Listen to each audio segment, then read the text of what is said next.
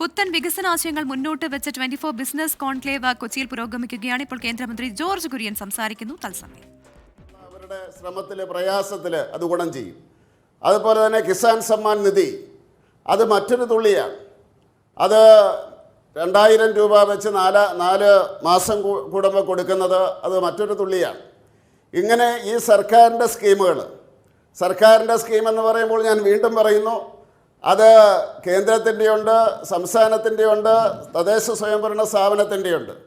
ഉദാഹരണത്തിന് നമ്മുടെ ആയുഷ്മാൻ ഭാരത് 2 5 ലക്ഷം രൂപ കൊടുക്കുന്നത് അത് നിബന്ധനകളില്ലാതെ പ്രായമായവർക്കെല്ലാവർക്കും 70 വയസ്സ് കഴിഞ്ഞവർക്കെല്ലാവർക്കും അവർക്ക് 5 ലക്ഷം രൂപ കൊടുക്കുന്ന സംവിധാനം. അത് പറയുന്ന അവസരത്തിൽ ഞാൻ കേരളത്തിലെ ജനങ്ങളോട് അഭ്യർത്ഥിക്കുകയാണ്, 70 വയസ്സ് കഴിഞ്ഞ എല്ലാവരും അത് രജിസ്റ്റർ ചെയ്യണം. അതിനെപ്പറ്റി അറിയില്ലാത്തവരെ രജിസ്റ്റർ ചെയ്യാൻ സഹായിക്കണം. അതിൻ്റെ 60% കേന്ദ്ര സർക്കാരിൻ്റെയും 40% സംസ്ഥാന സർക്കാരിൻ്റെയുമാണ്. ചില അനാവശ്യ ന്യൂസുകൾ വരുന്നുണ്ടോ അത് കേരളത്തിൽ നടപ്പിലാക്കുന്നില്ല എന്ന്. അത് ശരിയല്ല. 60% കേന്ദ്ര സർക്കാരിൻ്റെയും 40% കേരള സർക്കാരിൻ്റെയും ഭാഗമായിട്ട് ഇത് നടപ്പിലാക്കുകയാണ്. ഇങ്ങനെയുള്ള അനേകം പദ്ധതികൾ നടപ്പിലാക്കുന്ന അവസരത്തിൽ ഓരോ കുടുംബവും വികസിത ഫാമിലിയായിട്ട് മാറും. അതിലൂടെ ഭാരതം ഒരു വികസിതമായിട്ടുള്ള ഒരു രാജ്യമായിട്ട് മാറും. അതിന് എല്ലാവരുടെയും സംഭാവന ഉണ്ടാകണം എന്ന് ഞാൻ അഭ്യർത്ഥിക്കുകയാണ്.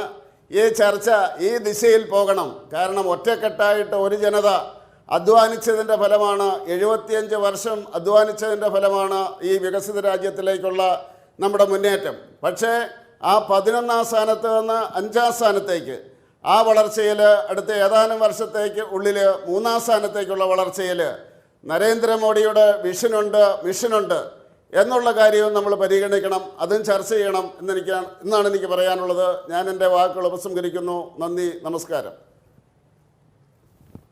വളരെയധികം നന്ദി Shri George Kurian sir.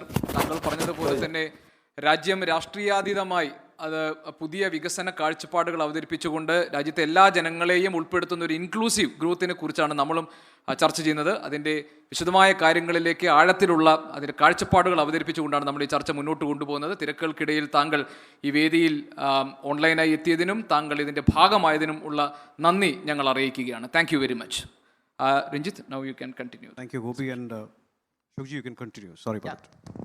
So thank you. So I was mentioning about some of these IT firms which have looked at adopting AI immediately, because they are the ones who are the service providers per se, right? And one data points I thought I should all share with everybody. We are the second largest IT hub in the world. There are currently 425,000 people AI trained. And this number is likely to hit 1.2, additional 1.2 million in 3 years' time. These are the kind of numbers which are there. So we are the IT hub of the world, talent hub of the world.